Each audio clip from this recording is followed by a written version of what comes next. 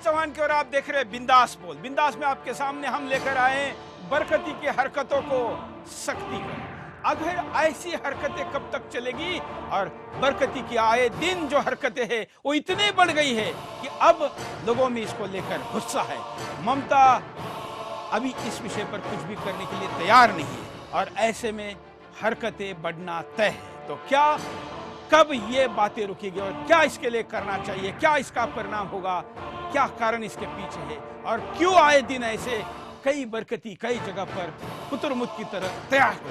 आज के बिंदास में अगले 1 घंटे तक हम इसी विषय पर बात करेंगे। पहले विस्तार से मुद्दे को देखें।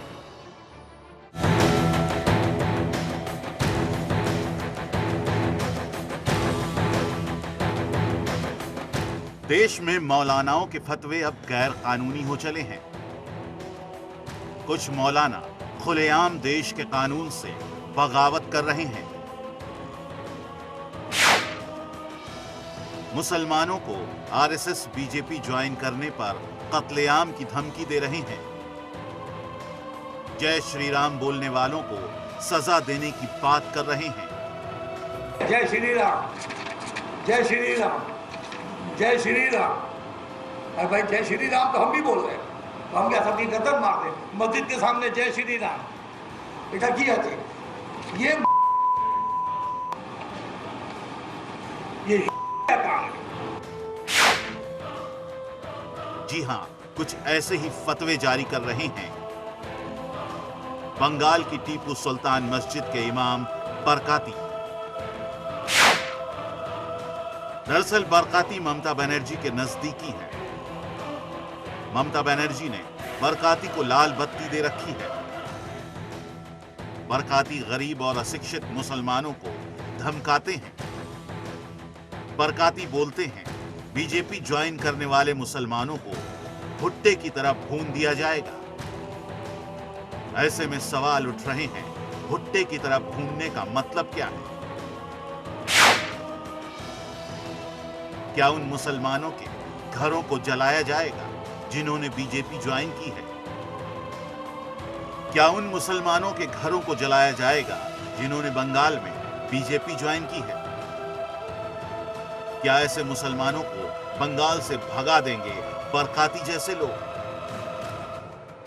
कुछ लोग सवाल उठा रहे हैं, मौलाना ममता बनर्जी के कहने पर ऐसे फतवे जारी कर रहे हैं क्योंकि इससे मुसलमान डर जाएगा। डर की वजह से सिर्फ और सिर्फ ममता बनर्जी को वोट करेगा। वहीं बरकाती का मुसलमानों को लेकर ये कोई नया फतवा नहीं है। इससे पहले बरकाती बांग्लादेश की लेखिका तस्लीमा नसरीन, तारिक फतेह और सोनू निगम पर भी फतवे जारी कर चुका है। लेकिन बंगाल सरकार ने बरकाती पर कोई कार्रवाई नहीं की है। ऐसे में बंगाल सरकार पर कई तरह के सवाल खड़े हो रहे हैं। क्या बंगाल में खुलेआम मौलाना ऐसे ही कत्लेआम की धमकियां देते रहेंगे? क्या बंगाल सरकार ऐसे लोगों पर कोई कार्रवाई नहीं करेगी? क्या बंगाल में अब लोकतंत्र नाम की कोई चीज नहीं है? बंगाल में वोटिंग के लिए धमकाने वालों पर कोई कार्रवाई क्यों नहीं? क्या बंगाल में सिर्फ ममता को वोट करने वाले मुसलमानों को रहने का ही हक है? क्या ऐसे में केंद्र सरकार को कोई कार्रवाई नहीं करनी चाहिए? क्या मुसलमान मौलानाओं के कहने पर वोट करते हैं? क्या मुसलमान खुद अपने लिए अपना नेता नहीं चुन सकते? ऐसे कई सवाल खड़े हो रहे हैं हमारे सामने, क्योंकि जैसे ही मुसलमान मौलानाओं के चंगुल से बाहर निकलने की कोशिश करते हैं, वैसे ही ये मौलाना उन्हें धमकाने लगते हैं। ऐसे में सवाल उठ रहे हैं, क्या भारत मौलानाओं के कानून से चलता है या फिर संविधान के कानून से?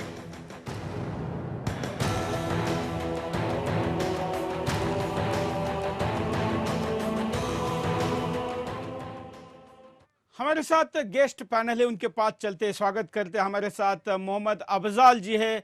आपका स्वागत है मोहम्मद अफजाल जी। हमारे साथ प्रोफेसर गीता भट्ट है, आपका भी स्वागत है। हमारे साथ अशरफ जिलानी जी है, धर्मगुरु है, मौलाना जी है छत्तीसगढ़ से, आपका भी स्वागत है। आप तीनों के साथ साथ हमारे साथ हमेशा की तरह स्काइप से वीडियो पर और फोन से कॉल पर तमाम दर्शक जुड़े हैं, उन सब के पास जाएंगे और इस बरकती की हरकतों पर बात करेंगे। उसके पहले कुछ वीडियो दिखाते हैं। राष्ट्र होने के माने कि अगर इस नमाज़ें बंद हुई, अजान बंद हुई, कुरान बंद हुआ, शरीयत पर ख़त्म किया गया, देन जिहाद विल बी स्टार्ट। तो क्या हिंदू राष्ट्र का ये मतलब है कि नमाज को बंद वी किया डोंट जाएगा बिकॉज उसकी वजह है ऑन अकाउंट कि अगर आप हिंदू राष्ट्र क्यों बनाएंगे, पहला सवाल तो ये, क्यों नहीं ये मुस्लिम राष्ट्र बने, क्यों नहीं 25-30 करोड़ मुसलमान हैं, हमको पाकिस्तान दिया जाए, इफ़ हमें पाकिस्तान दिया जाए, हम पाकिस्तान के लिए लड़ेंगे। नहीं, ये इसको अगर आप वाज़ेह करते हैं कि जिहाद, तब क्या होगा? जिहाद will be called if India becomes Hindu nation. ये स्टेटमेंट क्या है मेरा सिस्टम? वही तो मैं बता रहा हूँ कि अगर हिंदू नेशन के माने ये होता है कि अगर आपने इसको मुकम्मल बना दिया है हिंदू राष्ट्र और आपने कहा अब यहाँ कुछ नहीं चलेगा, जैसे गाय का गोश्त नहीं चल रही है, अब यहाँ नमाज नहीं चलेगी, अब यहाँ अजान आप उतारिए, मैक उतारिए, आप यहाँ कुरान को ख़त्म कीजिए, तो फिर और क्या करेंगे? आपको तो छोड़ेंगे नहीं हम, आप हमको नहीं छोड़िएगा और हम मोदी को भी नहीं छोड़ेंगे। जिहाद मतलब जिहाद में तो खलास कर दिया जाएगा, कोई कहानी नहीं है। वो तो आप देख रहे हैं कि अफ़गानिस्तान में क्या हो रहा है और दुनिया में क्या हो रहा है, और जिहाद तो हम लोग कर ही रहे हैं। हमारा जिहाद तो 100 साल से चल रहा है, वो ख़त्म नहीं हुआ है। यहाँ किसी की लाल बत्ती बंद नहीं हुई, और लाल बत्ती काहे बंद होगी? ये तो सेंटर का रूल है, प्राइम सेंटर मिनिस्टर का से रूल, लेके प्रेसिडेंट, सेंटर का कोई रूल। इसका हम क्योंकि इनकी इतनी बरकती की हरकतें कि एक साथ सब दिखाएंगे तो नई बात बनेगी, एक एक करके लेते हैं। जो बात यहाँ पर अभी कही है, मोहम्मद अफजाल जी कैसा देखते आप इसको? ये तो राष्ट्रद्रोह है जी, सीधा सीधा। और मैं इसको ये मानता हूँ कि ऐसे उलमाओं ने कहीं ना कहीं मुसलमानों को हाशिए पे खड़ा करने का काम कर रहे हैं। हम हिंदुस्तान के मुसलमान हिंदुस्तान में अमन के साथ रह रहे हैं, भाईचारे के साथ रह रहे हैं, और कौन कह रहा है कि हिंदू राष्ट्र बनेगा? ये मौलाना कह रहे हैं। नहीं, और हिंदू राष्ट्र की व्याख्या में, हिंदू राष्ट्र की व्याख्या में तो ये है ही मस्जिद नहीं हो गया, ऐसा तो है ही नहीं। ऐसा कहीं नहीं है। देखिए हिंदू राष्ट्र, मैं कह रहा हूं अगर हिंदू राष्ट्र भी बनेगा तो मुसलमान आज से ज्यादा हिफाजत में होंगे। मेरा ये मानना है कि अगर हिंदू राष्ट्र कल बन जाएगा तो मुसलमान आज से ज्यादा हिफाजत में होंगे। हिंदू राष्ट्र का मतलब रामराज, रामराज का मतलब है जिस जमाने में ताले नहीं लगते थे घरों के अंदर, इंसाफ सबके कहने में होता था। एक छोट जाति के आदमी के कहने से सीता जी को भी अग्नि परीक्षा से गुजरना पड़ा था। जब वो राम राज्य है तो उस राम राज्य में मुसलमान क्यों नहीं हिफाजत से रहेगा हिंदुस्तान का? ये बहुत बड़ी और बहुत बड़ी बात आपने कही है। अशरफ जिलानी जी, बरकती के बात पर क्या कहेंगे? देखिए, जो अफजाल भाई ने कहा कि ये राजद्रोह है, मैं इसकी मजम्मत करता हूं। ये राजद्रोह नहीं है, इनकी जहालत है। इमाम साहब का तशद्दुद है, इमाम साहब की सख्ती है। थोड़ा हिंदी शब्दों का उपयोग करेंगे तो अच्छा होगा। मैं भी शब्द नहीं समझता, 125 करोड़ हिंदुस्तान में लोग, ये अब मजम्मत का मतलब मुझे भी नहीं समझ में आया। अगर इमाम साहब ने ऐसे कुछ बयान दिए हैं तो मैं उनका विरोध करता हूं, खुलकर विरोध करता हूं। बात लग रही ना, क्योंकि ये समझ में नहीं आ रहा था कि आप उनका समर्थन करें कि विरोध करें। अफजाल भाई का जो बयान है कि वो राजद्रोह है, लेकिन वो राजद्रोह नहीं है। अफजाल भाई फिर से सोच नहीं, क्या है, आप क्या समझते हैं? आप बताओ क्या है, आप बताओ ना। राजद्रोह नहीं है तो क्या है? जो हिंदुस्तान से ईंट बजाने की बात कर रहे हैं, हमारे देश से ईंट बजाने की बात कर रहे हैं, ये राजद्रोह नहीं तो क्या है? उसकी आप व्याख्या कर रहे हैं, आप उसका क्या, आप बताइए ना। नहीं, मैं ठीक है, अगर वो हिंदुस्तान की मुखालफत करते हैं, अगर वो हिंदुस्तान से ईंट बजाने की बात करते हैं तो पाकिस्तान की बात करते हैं, वो तो हुजूर लाल बत्ती की अभी बात नहीं आई, अभी लाल बत्ती की बात नहीं चल रही है। अभी बात चल रही है, वो कह रहे हैं कि पाकिस्तान चाहिए हमको, 25 करोड़ मुसलमान है, पाकिस्तान चाहिए बोल रहा है। अब पाकिस्तान बना देंगे पाकिस्तान, तो फिर ये राजद्रोह नहीं है क्या? कौन फिर आपकी किताबों में राजद्रोह की क्या व्याख्या है, क्या उसकी तफसीर है? जरा बता दीजिए मुझे। आपके जबान में तफसीर क्या है, उसको बता दीजिए। अफजाल मियां, मैं भी वही समझ रहा हूं आप बोल रहे हैं जी, मैं भी वही समझ रहा हूं, लेकिन मेरे सामने जब पूरी बात रखी जाएगी तो उसका जवाब दूंगा। अब इससे ज्यादा और हमने क्या बात आपके रखी सामने जाएगी? रखी, चलिए दोबारा सुनाते आपको।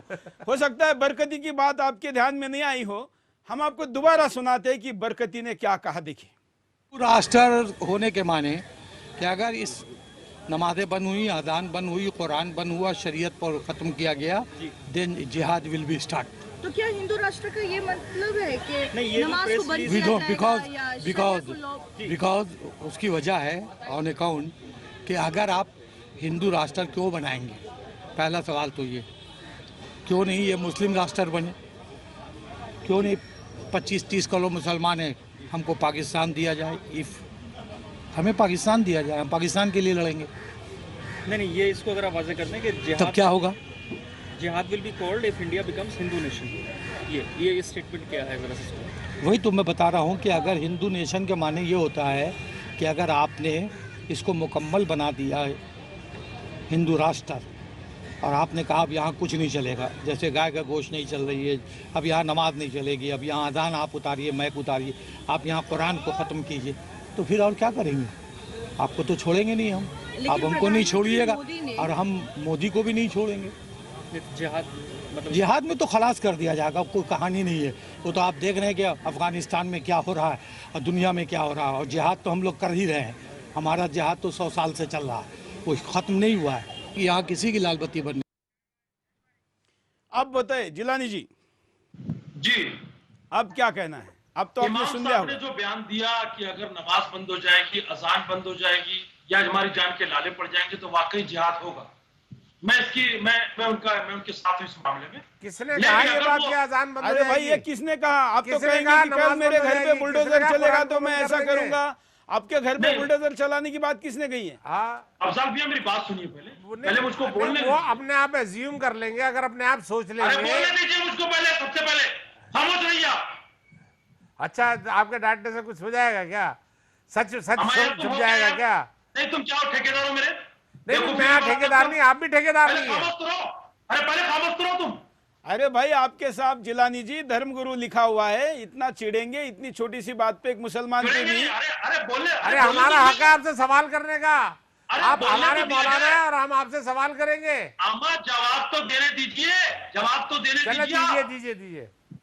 मैं ये कह रहा हूं कि वो पाकिस्तान की अगर वो बात करते हैं तो मैं इनको विरोध करता हूं, लेकिन अगर हमारी नमाज और हमारी अजान और हमारी इबादत में अगर खलल पड़ेगा तो हिंदुस्तान नहीं बल्कि हिंदुस्तान के दिगर ममालिक में भी अगर ऐसा होगा तो हम जिहाद का ऐलान करेंगे उसके लिए। तो ऐसा कौन कह रहा है वो तो बता दीजिए। वो किसने कहा, किसने बताइए। कहा?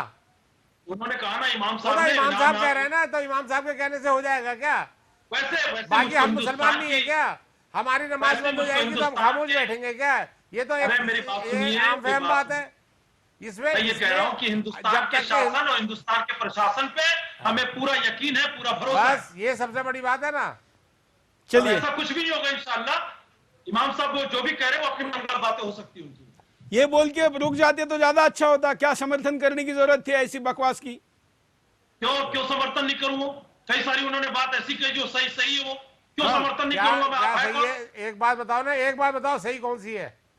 एक बात बता दो ये वाली सही है। मैंने ये कहा ना कि जो उन्होंने सही बात की उसको सही बोलूंगा। वो एक जो सही उन्होंने बात झूठ बताओ ना बात की, मुझे। वो झूठ बोलूंगा। एक सही बात ये कही है, वो बता दो। देखिए, जिस तरह से लाइसेंसी लोगों को भी गोश्त के लिए मना किया गया है, लाइसेंसी लोगों का लाइसेंस छीन कर उनको मारा गया, उनको अंदर किया गया है, अखलाक जैसे लोगों की हत्या की गई है, दादरी कांड हुआ है, पहलू खान की हत्या की हो गई। गई। ये क्या है? ये किसका राज है? ये किसका राज है? बता दो। ये कांग्रेस का जमाना था, बीजेपी का जमाना नहीं था। अरे, इसकी बात अरे कर कैसी रहा बात कर रहे हो हूँ। यार? जब अरे यार, सपा की गवर्नमेंट थी, सपा की अरे गवर्नमेंट थी पहलू उस खान- जमाने में, हमारी गवर्नमेंट बीजेपी की अच्छा। गवर्नमेंट नहीं थी, आरएसएस की गवर्नमेंट नहीं थी। आप कहाँ की बात कर अच्छा। रहे हो? कितनी पुरानी अच्छा, बात कर रहे हो? RSS की जब सपा थी, पहलू खान को- जब अखिलेश जी पहलू थे, खान जो को मुसलमानों मारा के क्या? हर अरे दिल चुप अजीज करो, मेरी लीडर बात है। सुनो पहले। आप भी पहले हर मेरी दिल बात अजीज सुनो। लीडर है। अरे पहलू खान को मारा गया, तुम कहां थे उस वक्त? कहां तुम पे? कहां थे मुसलमान? तुम पहलू खान को जब मारा गया कहाँ मारा गया था? राजस्थान में, जब पहलू खान को मारा गया गाय की हत्या की वजह से, गाय को पालते हो, आप कहां थे उस वक्त? बात कर रहे हो, आपको जानते सरकार हो? किसकी थी वो बताओ। सरकार बीजेपी की थी। कहाँ पे? मैं बोला ना, पूरे हिंदुस्तान में अभी बहुमत में चलिए जिलानी जी, हम जानबूझ के सुन रहे थे कि आपकी बातों में आप खुद फंसते जाएंगे। हमारे साथ गीता भट्ट जी है। गीता भट्ट जी, लग रहा है कि दूसरे बरकती भी हमारे साथ जुड़ रहे हैं। मैं ये कहना चाहूँगी सुरेश जी कि सबसे पहले तो पश्चिम बंगाल में जो पिछले 5 सालों में अभी जो बात चल रही है, 40 से ज़्यादा दंगे जो है पश्चिम बंगाल में हो चुके हैं। और इस विषय पे आने से पहले मैं थोड़ा सा जरा इस बात को रखना चाहूँगी आपके सामने कि बंगाल की जो भूमि है उसने जो है भारत को, चाहे वो राजनीतिक क्षेत्र हो, चाहे अर्थव्यवस्था का क्षेत्र हो, चाहे सांस्कृतिक हो, संगीत का हो, कला का हो, हर क्षेत्र में जो है एक बहुत ही स्वर्णिम योगदान बंगाल का हमेशा से रहा है।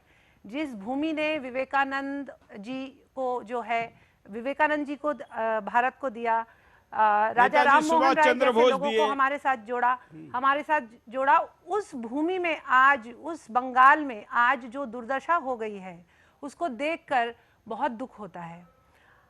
इमाम बरकाती जी जैसे कि वो इमाम हैं, मैं कहना चाहूँगी कि इमाम होने के नाते उनका क्या कर्तव्य है, उनकी क्या ड्यूटी है? उनकी ड्यूटी है कि वह धर्म ग्रंथों के बारे में लोगों को बताएं। लेकिन वो जिस तरह के बयान आजकल दे रहे हैं और पिछले 2-3 सालों से दे रहे हैं, इससे पता लगता है कि वो अपनी सीमा को लांघ कर जो है इन बयानों को दे रहे हैं। और कहीं ना कहीं यह तभी होता है जब उनको पीछे से उनको ये इस बात की बहुत उनको पता है कि उनके पीछे जो है राज्य सरकार उनके साथ है, ममता तो जी उनके साथ। मैं जी बिल्कुल, और मैं एक मेरी बात, मैं बहुत देर से आपको सुन रही हूँ, कृपया मेरी भी बात सुन लीजिए। मैं बहुत देर से आपको सुन रही हूँ, कृपया मेरी भी 1 मिनट के लिए मेरी बात को सुन लीजिए। आप अगर देखें तो पश्चिम बंगाल में इस समय 2 पावर सेंटर्स हैं। एक टीपू सुल्तान मस्जिद से है और एक राइटर्स बिल्डिंग से है, जहां की मुख्यमंत्री ममता बनर्जी बैठती हैं।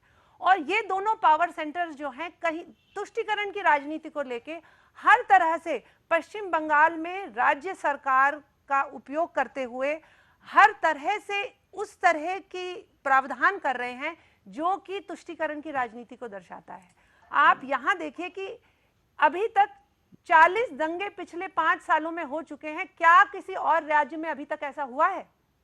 अभी आपने बहुत सारी बातों को यहाँ सामने रखा। आप, बहुत दुख की बात है अगर कोई भी एक भी इंसान की कहीं भी कोई मृत्यु या हत्या होती है, वो दुख की बात है।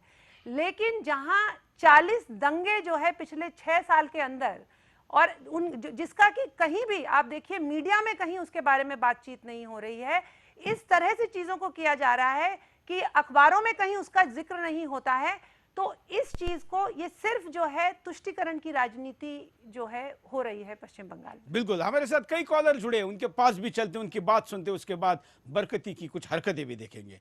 अगले कॉलर, जय हिंद, बोलिए। हाँ जी, नमस्कार जी, बोलिए। ये भाईचारा खराब करने वाले हैं, माहौल खराब करने वाले हैं, बरकती जैसे लोग, फारूक अब्दुल्ला जैसे लोग, ये देश का माल खा खा कर सांड बन गए हैं। और ये लोग देश के प्रति वफादार नहीं है। ये सरकारी सांड कभी भी कहीं भी कुछ भी बोल देते हैं, गोबर कर देते हैं, इनको कोई रोकने वाला नहीं है। सरकार को चाहिए कि कुछ ऐसे देशद्रोहियों के खिलाफ और ऐसे लोगों के खिलाफ कुछ सख्त कानून बनाए जिससे ये देश में गंदगी ना फैला सके। बिल्कुल, अगले कॉलर के पास चलते हैं। जय हिंद, बोलिए। बोलिए, क्या कहना है आपको? हेलो। हाँ हेलो। हाँ बोलिए, जल्दी बोलिए, नहीं तो बरकती कुछ बोल जाएगा उतने देर में। हाँ हेलो। चलिए, शायद कॉलर से कम्युनिकेशन नहीं हो रहा, अगली बाइट सुनते हैं बरकती की क्या कहता है। लाल बत्ती काहे बंद होगी? ये तो सेंटर का रूल है, सेंटर का रूल, सेंटर का रूल इस्तेमाल नहीं करेंगे। ऐसा करें, ये बेकार की बात है और हमको इसका जवाब भी नहीं देना है। अभी प्लेन की लाल बत्ती जल रही है, बंद कर दी जाए।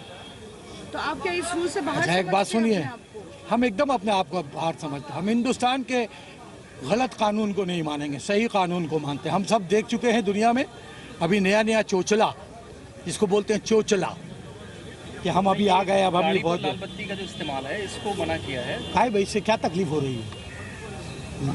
ये कहना है लाल खून बहाइए, लाल खून बहाइए, ठीक है, तो आप इसको इस्तेमाल करते रहे। अरे भाई कौन कर रहा, सभी तो कर रहा है। हालांकि इतनी सारी जो गुरमी थी, इतनी जो मस्ती थी, इतना जो गुमान था, ये सब आज उतर गया है और बीपी कम होकर बीमार पड़े और लाल बत्ती उतार दी गई है। फिर भी जो बयान दिया इस पे चर्चा तो बनती है। गीता जी, देखिए इमाम बरकाती जी का तो अगर आप ट्रैक रिकॉर्ड देख लें तो उन्होंने हमेशा ही बड़ी कंट्रोवर्शियल बातें करी हैं और इससे बड़ा दुख भी होता है देखकर कि एक लगता है ओवैसी में और उसमें कंपटीशन चल रहा है कौन ज्यादा नालायक है। जिन्होंने ऐसे इंसान जिन्होंने कि ये कहा कि जो है प्रधानमंत्री के लिए ये कहा कि इनकी जो है दाढ़ी को जो मुंडवा के ले आएगा उनको उसको मैं इनाम दूंगा, और जो खुले घूम रहे हैं देश में उनके लिए कोई कार्यवाही नहीं हो रही, जो प्रधानमंत्री के लिए ये कह सकते हैं उनसे आप किसी भी बात की उम्मीद कर सकते हैं। और इससे जो उनका जो सोचने का तरीका है या वो जिस जो लेवल की थिंकिंग करते हैं उसका उनके आप बयानों को सुनिए जिसमें कि ना समझ आता है कि वो अंग्रेजी ठीक से बोल रहे हैं या वो हिंदी ठीक से बोल रहे हैं, किस भाषा में पूरी बात, एक भाषा में भी वो पूरी अपनी बात नहीं कर पाते हैं। और जिन्होंने ओसामा बिन लादेन के लिए जो है प्रार्थना सभा जो है रखी और उस प्रार्थना सभा में सबसे आगे रहे, उसको लीड किया, यह कहकर कि जो दुनिया भर में जिन्हें की जो है माना गया कि जिहादी हैं और जिन्होंने जो है इतना खून खराबा किया, उनके लिए जिन्होंने प्रार्थना सभा रखी, ऐसे इंसान से आप क्या उम्मीद रख सकते हैं? अफजल भाई, देखिए देश में रहोगे तो देश का कानून मानना ही पड़ेगा। अगर नहीं रहना तो आप अरब चले जाओ, आप पाकिस्तान चले जाओ, अफगानिस्तान चले जाओ। आपने जो कुछ जंग लड़ने आपके दिमाग में अगर जंग ही जंग है, ये मुल्क अहिंसावादी मुल्क है, इसमें हिंसा की बात जो करेगा उसे अफगानिस्तान और पाकिस्तान चला जाना चाहिए। इस देश में ऐसे लोगों के लिए वो तो यहाँ पर दूसरा पाकिस्तान मांग रहे हैं। अरे मैं कह रहा हूँ ना, वो ये तो ख्वाब है, ख्वाब कोई हमेशा हकीकत में बदलना आसान थोड़ी है। अब वो अगर जो कह देंगे कि जन्नत दिल्ली में उतार दो या जन्नत बांग्लादेश में बंगाल में उतार दो, तो कैसे उतर जाएगी? हिंदुस्तान के हर एक रहने वाले को अपनी अपनी अभिव्यक्ति व्यक्त करने की पूरी इजाजत है। नहीं, अभिव्यक्ति का मतलब ये है कि देश के खिलाफ पाकिस्तान मान लो बोलेंगे, या अभिव्यक्ति कानून है के खिलाफ बोलेंगे। अभिव्यक्ति का मतलब देखिए, आप अगर मौलाना है तो देश के खिलाफ नहीं बोल सकते। देश के खिलाफ जो बोलेगा वो बर्दाश्त नहीं किया जाएगा इस देश में। अभिव्यक्ति की आजादी किसने मना किया? अभिव्यक्ति की आजादी का मतलब ये है कि देशद्रोह बोले। अभिव्यक्ति की आजादी है कि आप शराब बोले कि भाई हम तो जिहाद करेंगे। अभिव्यक्ति की आजादी है कि वो कह दिए हम दूसरा पाकिस्तान बना लेंगे। इसे आप अभिव्यक्ति की आजादी कहते हैं? इसे आप अभिव्यक्ति की आजादी कहते हैं? इस्लाम इसी को कहते हैं क्या? इस्लाम ने हमें और आपको यही सिखाया? इस्लाम ने ये हमारे उलमाओं को इस तरह की बात बोलनी भी चाहिए। आपको तो इस तरह के लोगों को कंडेम करना चाहिए। आप लोगों को फिर बोलने नहीं देंगे आप, तो आप गलत बोलते हैं ना। अभिव्यक्ति की बात ना करें, आप सीधी बात करिए ना कि ऐसे लोगों को बर्दाश्त नहीं किया जाएगा। अफजाल भाई आप ये बताओ, अफजाल भाई ये बताओ कि आप पैसा लेके आए हो कि फ्री में आए यहाँ पर? आपने पैसा लेके काम करा है क्या? ये आप जो बोल रहे हैं पैसा लेके बात कर रहे हैं, बरकाती वहां से ममता बनर्जी से बहुत पैसा खा रहे होंगे। वो उनको लाल बत्ती ममता बनर्जी की, इसलिए हम तो अल्हम्दुलिल्लाह मुसलमान है, अल्हम्दुलिल्लाह, और इस्लाम पर चलते हैं। और हमने जिंदगी में एक बार हराम समझते हैं। मौलानाओं को ऐसे पैसा हलाल है, लेकिन मोहम्मद अफजाल को ऐसा पैसा हराम है, और हम ऐसे पैसे को हाथ लगाना भी पसंद नहीं करते। आप देखिए, मौलाना बरकाती को समझना चाहिए क्या हलाल है और क्या हराम है। ये मौलवियों को अच्छी तरह से समझना चाहिए। मोहम्मद अफजाल जानता है इस बात को, इसलिए ये बात आगे कहेंगे तो आपके लिए भी ठीक नहीं है। ये गलत बात बोली। अल्लाह जी ने उनका नेटवर्क बंद कर दिया है। थोड़ा सा ब्रेक लेते, ब्रेक के बाद फिर आते। बिंदास बोल ज्वाइन करेंगे उनको तो पिटाई होगी, मार मार के भुट्टा उड़ा दे। हम बता दे रहे हैं आरएसएस को, हिजड़े की तरह मत लड़ेगा।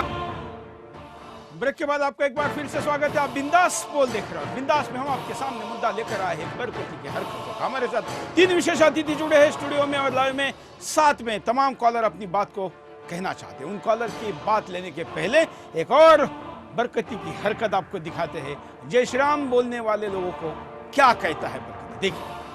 जय श्री राम, जय श्री राम, जय श्री राम।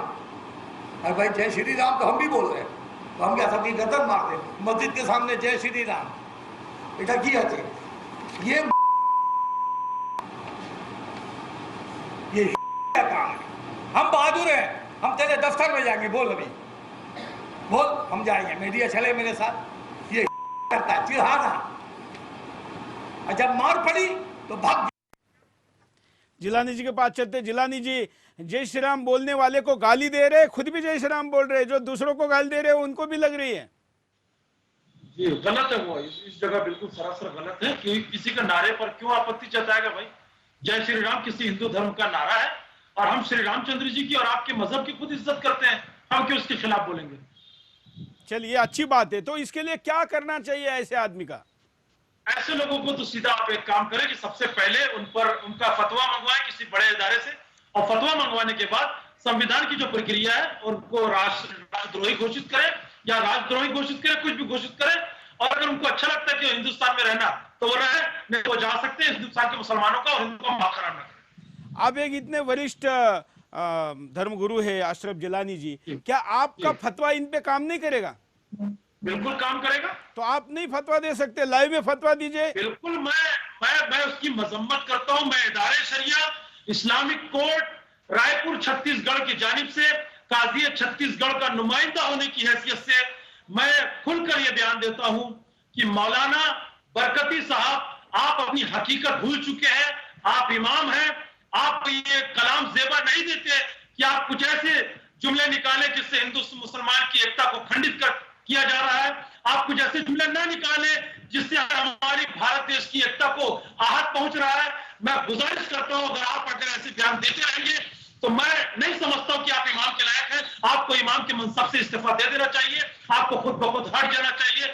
आपको अगर नहीं हटना चाहिए तो हम सब मुसलमान मिलकर आपकी पुरजोर मजम्मत करेंगे इंशाअल्लाह, और आपको तबाह बर्बाद करने की कोशिश करेंगे। लेकिन ये तो आपने सलाह दी ना, आप फतवा कैसे देंगे? फतवा भी फतवा लिखित में होता है। अफजाल भाई से कहिए कि लिखित में मुझसे सवाल करें, मैं फतवा दूंगा। ठीक है, ये कार्यक्रम खत्म होते ही अफजाल भाई व्हाट्सएप पर आपको लिख के भेजेंगे, आप जवाब दीजिए, हम इसको न्यूज बनाएंगे। क्या फरमाते हैं ये मैं लिख के दे दूंगा आपको, फिक्र रखिए। चलिए मोहम्मद अफजाल भाई, आप अभी उनसे नाराज नहीं हो सकते, उन्होंने अच्छी बात कही है, ये बात तो अच्छी कही है। मैं इनका इस्तेमाल करता हूँ, खैर मकदम करता हूँ इनका, कि इन्होंने वाकई देखिए आज ये जो असल आलिम जो होता है ना, जो असल मौलवी होता है, उसकी यही पहचान है कि वो सच्चाई के साथ खड़ा रहे हमेशा।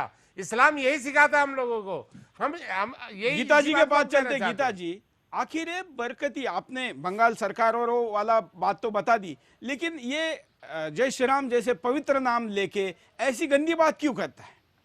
देखिए, जैसे मैंने पहले भी कहा, मैं बताना चाहूँगी कि अभी जो है पश्चिम बंगाल सरकार ने 8वीं कक्षा की वहाँ साइंस और एनवायरनमेंट की जो किताब थी उसमें इंद्रधनुष को बंगाली में जो है वो रामधनु कहा जाता है, और उसको बदल के उस शब्द को बदल दिया। क्यों? क्योंकि उसमें राम लगता है, तो रामधनु को बदल के उसको रंगधनु कर दिया गया है। और जो आपका जो नीला रंग है उसको आकाशी कहा जाता है, उसको बदल के आसमानी कर दिया है। तो इसी में जो मैं ये बात कह रही हूँ, यही जो दोनों, जो बरकाती जी और आपकी ममता जी, दोनों जो मिलकर एक ही लक्ष्य उनका एक ही है, उसी के लिए वो काम कर रहे हैं। और खुद भी जैसे आपने कहा कि खुद राम का नाम भी ले रहे हैं और गाली भी साथ में उसको जो है गाली भी दे रहे हैं। तो इससे ये जो यही चीज को दर्शा रहा है कि वो किस तरह से उन्हें कहीं ना कहीं, मुझे लग रहा है ये भय हो गया है कि जिस तरह से आप ये देखिए कि संघ जो है एक राष्ट्रवादी विचारधारा से जो है नहीं, उसकी बात तो मैं आपको गीता जी उसकी बाइट दिखाता हूँ पहले, कि संघ ज्वाइन करने वाले को एक सजा तय की हुई है बरकती ने। क्या कहता है बरकती, देखिए। मुसलमान एक कान खोल कर सुन ले, कोई पार्टी करे हमको कोई फर्क नहीं है। हम नहीं बोलते सीपीएम करे, कांग्रेस करे, कोई बात नहीं है। अगर उसने बीजेपी किया और यहाँ मीटिंग हुई, मार मार के एकदम भुट्टा उड़ा देंगे। हम ऐसा आदमी बना दिया, मार मार के भुट्टा उड़ा देंगे। बाहर निकलेगा मारेंगे। एकदम कान खोल कर सुन लो, एकदम मुजद्ददी जबान है, साफ सुथरी, कोई धोखा नहीं है। इस आदमी को क्या हो गया पता नहीं। जिलानी जी, आप इस बात पर आपकी प्रतिक्रिया? देखिए, जिस तरह से बरकती साहब कह रहे हैं, शायद उन्हें नहीं मालूम कि आप वो हिंदुस्तान में बैठे हैं। मैं उनसे चाहता हूं कि वो पाकिस्तान में बैठ के अगर ये तकरीर करते तो बहुत अच्छी बात है, लेकिन ये हिंदुस्तान है मेरे भाई। यहाँ मुख्तलिफ पार्टियां हैं, मुख्तलिफ मजहब है, सबके अपने अपने नारे लगते हैं कि सबके अपनी अपनी विचारधारा है। सबकी विचारधाराओं की कदर करना पड़ेगा। आप अपनी बात इस तरह से रखिए कि किसी समाज को और किसी पार्टी को बुरा ना लगे। मैं यही कहना चाहता हूं। और जुमा की नमाज में ऐसी तकरीरें करना यह इस्लाम के खिलाफ है। गीता जी, मुझे तो लगता है कि इनकी मानसिक स्थिति ठीक नहीं है, मतलब ये स्टेबल नहीं लगता है आदमी। देखिए, अभिव्यक्ति की स्वतंत्रता के नाम पर इमाम बरकाती जिस तरह की बातें कह रहे हैं ये बहुत ही दुखद है। आर्टिकल 19 जो हमारे संविधान का है वो हमें अभिव्यक्ति की स्वतंत्रता ज़रूर देता है, लेकिन उसमें ये भी कहा गया है कि ऐसी बात जिससे किसी भी समाज के किसी भी व्यक्ति को कोई ठेस पहुंच सके, जो आप देश विरोधी बातें अगर आप करेंगे तो वो उसकी जो है संविधान जो है उसको अलाउ नहीं करता है। आप दूसरी चीज़ ये देखिए कि बरकाती जो हैं बार बार कह रहे हैं कि हम पाकिस्तान बना देंगे, एक और पाकिस्तान हमें चाहिए। दुनिया भर में आप इतिहास उठा के देख लीजिए, कहीं भी अगर ऐसा हुआ हो कि धर्म के नाम पर किसी भूमि के टुकड़े कर दिए गए हों, और एक नहीं 2-3 टुकड़े कर दिए गए हों, ये कहीं नहीं हुआ है इतिहास में, यही हुआ है सिर्फ धर्म के नाम पर, और उसी चीज को वो दोहराना चाहते हैं। मोहम्मद अफजल, जनाब मैं तो ये कहना चाहता हूँ कि आरएसएस बीजेपी क्या इस्लाम के खिलाफ कोई काम कर रही है, या इस्लाम के बारे में उन्होंने कोई ऐसा फतवा दिया हो? है जी, आरएसएस बीजेपी अगर ममता बनर्जी के खिलाफ बोल रही है तो आप फतवा दे रहे हैं, और अगर इस तरह का फतवा दे रहे हैं तो आप गैर इस्लामी हैं। इस्लाम से अगर आप इतना भी कह देना कि नहीं मजम्मत करते हैं, नहीं, जो सिर्फ एक पार्टी का अगर साथ देता है और सियासी पार्टी का साथ देता है और दूसरी पार्टी के खिलाफ बोलता है तो आप गैर इस्लामी बात कर रहे हैं। इस्लाम का मतलब है सबके लिए बराबरी, इस्लाम का मतलब है सबके लिए अच्छा सोचना। इस्लाम जो मजहब इस्लाम के खिलाफ बात करे उसके लिए तो आप कह सकते हैं, लेकिन जब आरएसएस बीजेपी ने ऐसा कोई शब्द नहीं कहा, और मुसलमानों को हर जगह खैर मकदम है, आप भी अगर चाहेंगे तो बीजेपी आरएसएस में जा सकते हैं, और आप कांग्रेस जो है वो पाक है और वो हिंदुओं की जमात नहीं है, और ममता बनर्जी वो मुसलमान है, वो मुसलमान हो गई है क्या? वो हिंदू नहीं है क्या? उनके साथ रहकर आप जो है क्या बात कहना चाहते हैं? और दूसरे खैर ममता जी क्या, ये तो उनको ही पूछना पड़ेगा, एक बार मैं पूछूंगा चलते चलते में जी, लेकिन कॉलर हमारे साथ जुड़े हैं, उनके पास चलते हैं। जय हिंद, बोलिए क्या कहना है आपको? चलिए कुछ वीडियो मैसेज तब तक जो आए हैं व्हाट्सएप वीडियो वो भी देख लेते हैं, आप भी भेज सकते हैं। जैसे लोगों की जगह जेल है, ऐसे लोगों को खुलेआम घूमने की इजाजत किसने दी? ममता बनर्जी ऐसे लोगों को गिरफ्तार करवाए। ऐसे बरकाती जैसे इमामों को हिंदुस्तान से निकाल देना चाहिए। ऐसे लोग फतवे जारी करके हिंदुस्तान को गाली देते हैं। बरकाती जैसे इमाम को हमारे देश में रहने का कोई अधिकार नहीं है, उन्हें हमारे देश से निकाल करके किसी मुस्लिम कंट्री में फेंक देना चाहिए, क्योंकि ऐसे इमाम जो हमारे राष्ट्र का मजाक बना रहे हैं, हमारे संविधान का उल्लंघन कर रहे हैं, उन्हें कोई अधिकार नहीं है हमारे देश में रहने का। बरकाती जैसे लोग राजनीति के जरिए सिर्फ अपना घर भर सकते हैं, गरीब मुसलमानों के देश कभी नहीं हो सकते। बरकाती जैसे लोग देश के मुसलमानों को कट्टर बनाने की साजिश कर रहे हैं, जिससे देश का मुसलमान आतंकवाद की ओर बढ़ रहा है।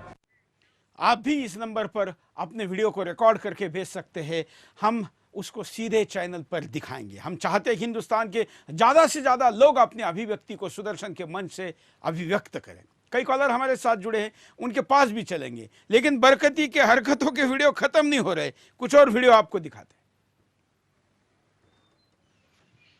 हैं। पिटाई होगी, वो तो मुसलमान करेंगे, वो सब बातचीत हो चुकी है, सब वो पिटाई होगी, बुरी तरह से होगी। तो बीजेपी ज्वाइन करने से ही आरएसएस, अच्छा वही माने मोदी का जहां नारा लगाया बस उसके ऊपर अली का नारा लगा दिया जाएगा, तो मोदी का नारा तो हम कहेंगे अली का नारा।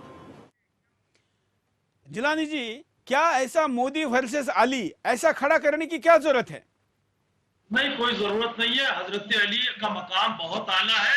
मोदी जी दुनिया के प्रधानमंत्री हैं, हजरत अली जो है उनकी सल्तनत पूरी कायनात में चलती है। सिर्फ कोई मुकाबला नहीं मोदी जी का। मोदी जी जमीन आसमान का फर्क है हजरत अली में और मोदी में। ये तुलना एक नबी और एक आम इंसान में 25 दर्जे का फर्क होता है, 27 दर्जे का फर्क होता है। नहीं, आप ये तुलना करने की भी जरूरत नहीं है, तुलना ही नहीं हो सकती।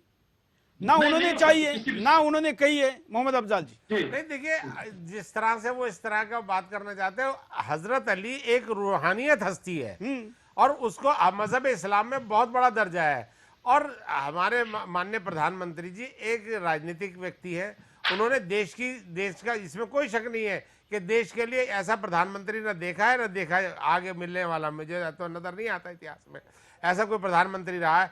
लेकिन उनका स्थान अलग है, इनका स्थान अलग है, और इनको जोड़ने वाले जो लोग हैं, तो इसका मतलब सीधा सीधा वो ये चाहते हैं किसी ना किसी तरीके से मुसलमानों को कहीं ना कहीं हाशिए पे लाना चाहते हैं, मोदी से डरा के रखें। हाँ, मोदी से मैं ये कहता हूँ, देखिए बात यह है, हमारे मौलाना बैठे हुए हैं, देखिए मजहब इस्लाम के अंदर सीधी सीधी एक बात यह है कि अल्लाह के सिवा मुसलमान किसी से नहीं डरेगा। ये मोदी से डराते मौलवी, वहां पे बैठ के उसमें बैठते, क्या नाम है, मिंबर पे बैठते, कहते मोदी आ जाएगा तो मुसलमानों को कच्चा चबा जाएगा। ये मोदी से डराते, जबकि ऐसा नहीं है, मुसलमान ऐसा नहीं है। मुसलमान के लिए मोदी जैसे औरों के लिए प्राइम मिनिस्टर, वैसे 3 साल में तो ऐसा कुछ उन्होंने किया नहीं। बात बताना चाहता हूँ मैं जी, अफजाल भाई, मैं एक बात बताना चाहता हूँ जी। हम छत्तीसगढ़ में सिर्फ 6% है मुसलमान, सिर्फ छत्तीसगढ़ में 6% है, लेकिन खुदा की कसम खा के बोलता हूँ, कल मैदान महशर में मुझको जलील ना होना पड़े, मैं कह देता हूं कि ना मैं मोदी से डरता हूं, ना मैं योगी से डरता हूं, मैं सिर्फ और सिर्फ अल्लाह के रसूल से डरता हूं। तो फिर ये आपको डरा कौन रहा है?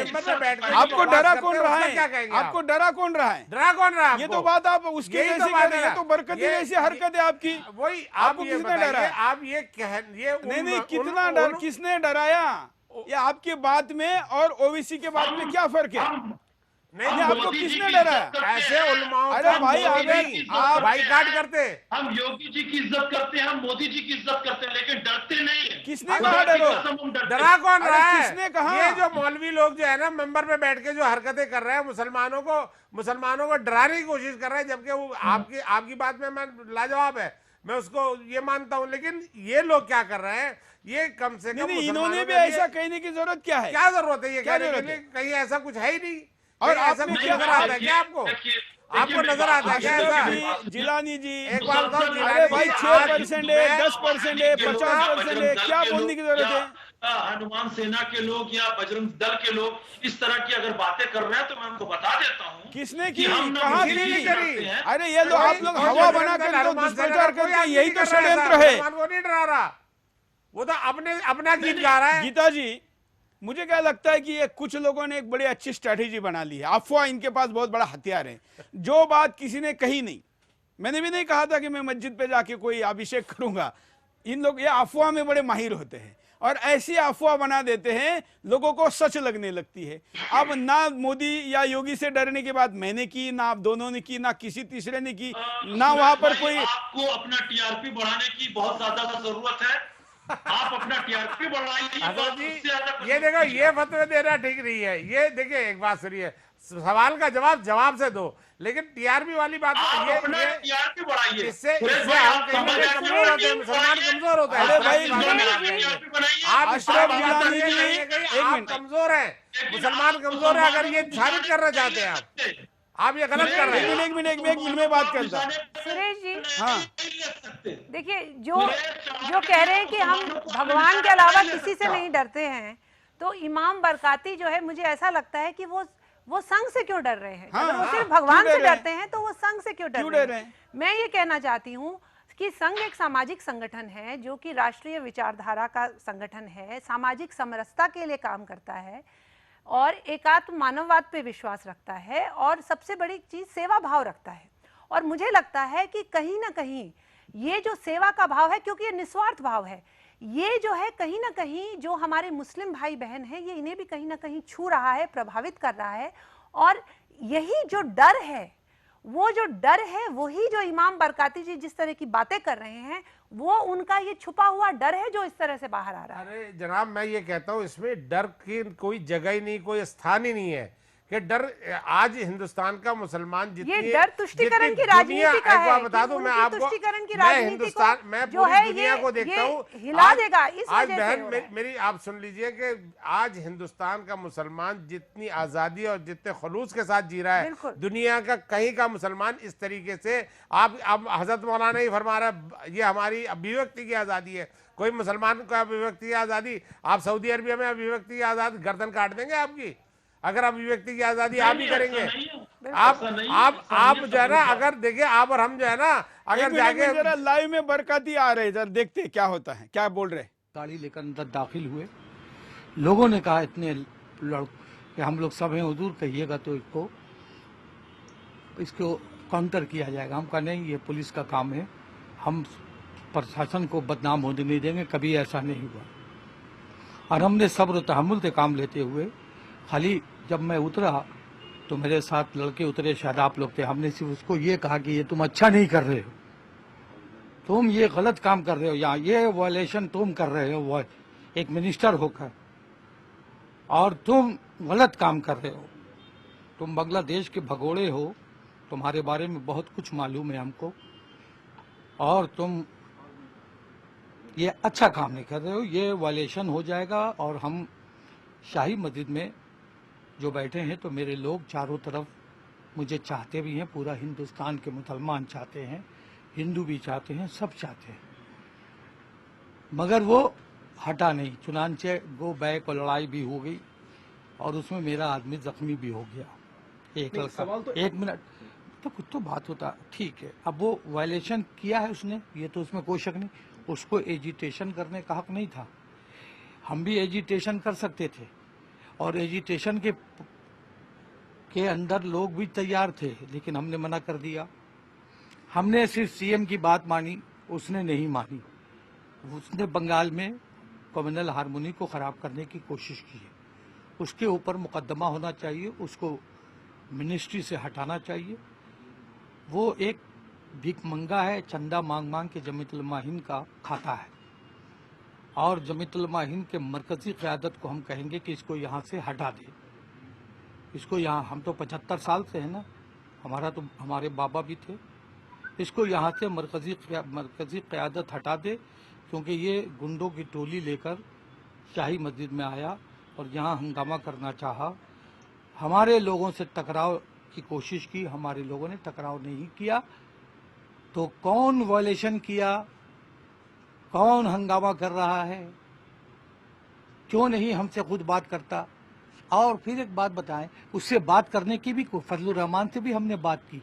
फजलुर रहमान ने ये कहा कि मैं जा रहा हूं, आपकी तरफ से सफाई करूंगा, मगर मुझे अफसोस है कि वादा करके, और मिनिस्टर भी फरहाद हकीम ने भी कहा कि आप जा रहे हैं, मत जाइए, आप बरकती साहब से बात कर लीजिए। तो हमने बात किया और उन्होंने कहा कि हम सफाई करेंगे, मगर अभी वायलेशन कौन किया है? पहला काम तो फजलुर रहमान ने किया, दूसरा जो है सिद्दीकुल्लाह ने किया। इन दोनों के खिलाफ भी थाने में FIR होना चाहिए। और सिद्दीकुल्लाह को लाल बत्ती लगाने का हक किसने दिया? इमाम साहब बहुत छोटे हैं, चलिए बहुत अच्छी बात है, इमाम साहब का कोई मकाम नहीं है, इमाम साहब तो बहुत कमज़ोर हैं, लेकिन आपका क्या मकाम है भाई? आप कौन हैं? आप चंदा खोर हैं, हर जगह चंदा लिया आपने, और लोग मौजूद हैं शहादत पर, कहाँ कहाँ से इसने रुपया वसूला है। और ये एक दलाल है, इसलिए कि अमेरिका ने जब हमको बुलाया वॉइस ऑफ अमेरिका में 2000 में, तो मैं नहीं गया। मुझको कहा गया कि भाई आप $500 ले लीजिए, पहले 300 था, 500, ये $300 में चला गया और ये अमेरिका में जाके बिक गया, घूम के आया। ये कभी अमेरिका एम्बेसी में भी जाता है, हर जगह दौड़ता है। इसकी कोई हैसियत नहीं है। और मैं सीएम से कहूँगा कि ऐसे, एक तो जमीयतुल उलमा हिंद के सदर से मैं चिट्ठी लिखूंगा महमूद मदनी को कि इसको यहाँ से निकाला जाए जमीयतुल, और अगर ये नहीं निकलेगा तो ये बंगाल में फसाद फैला देगा, और ये फसाद फैलाता रहता है। ये बंगाल वगैरह में पूरे ज़िला में इसने तमाम मदारिस के बच्चों को ये गलत इस्तेमाल करता है लाला कर। और हमने भी किया मीटिंग, तो पूरे मुसलमान आए, पूरे ज़िला से आए, ज़्यादा नहीं मेहनत किया। ये प्रदर्शन भी हम आपको दिखाते हैं जिसके खिलाफ बरकती के ये बोल बदले हुए आपके सामने दिख रहे हैं। देखिए, बंद कर, चलो बंद करो तुम लोग, आप रोकिए लोग को, आप लोग गलत कर रहे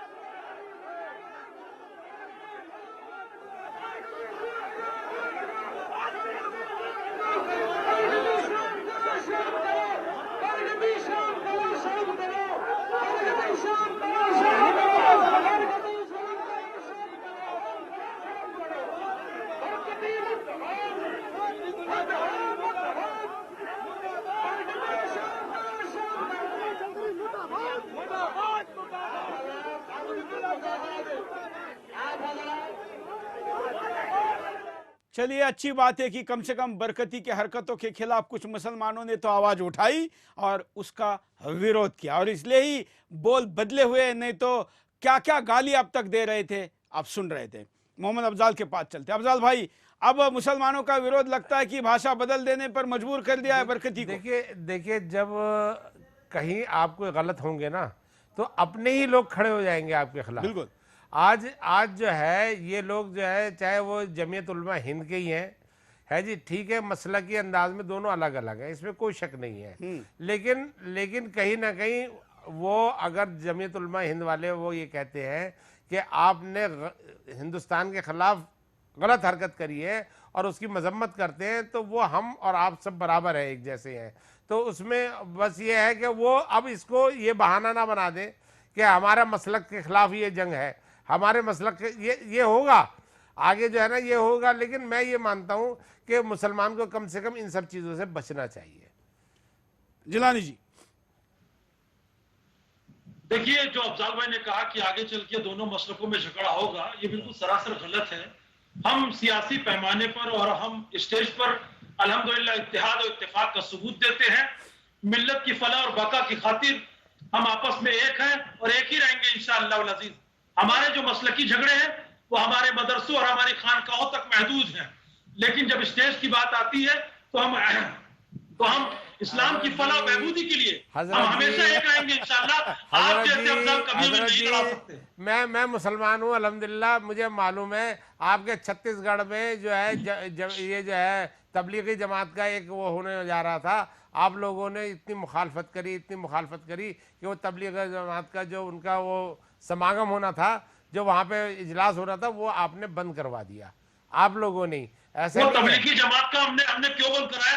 आपने क्या, आप सुनिए, क्यों बंद कराया हमने? हाँ, वो इसलिए कराया कि हम बंद कराया ना, मतलब बात है जहाँ शिया आ गया सुन्नी मारेगा, जहाँ सुन्नी पावरफुल नहीं है वहाँ शिया मारेगा, बाकी भी कई चीजें हैं। खैर हम उसमें नहीं जाते, हम तो हरकतों पर बात करें। गीता जी को मौका देते, गीता जी कार्यक्रम के आखिर की बात। ये बात मैं मानता हूँ, आपकी ये बात मैं मानता हूँ, लेकिन चलिए गीता जी, इसी बात में लड़ाई है, और किस बात की लड़ाई है? मैं इसी बात को तो कह रहा हूँ, लड़ाई तो इसी बात की है। गीता जी।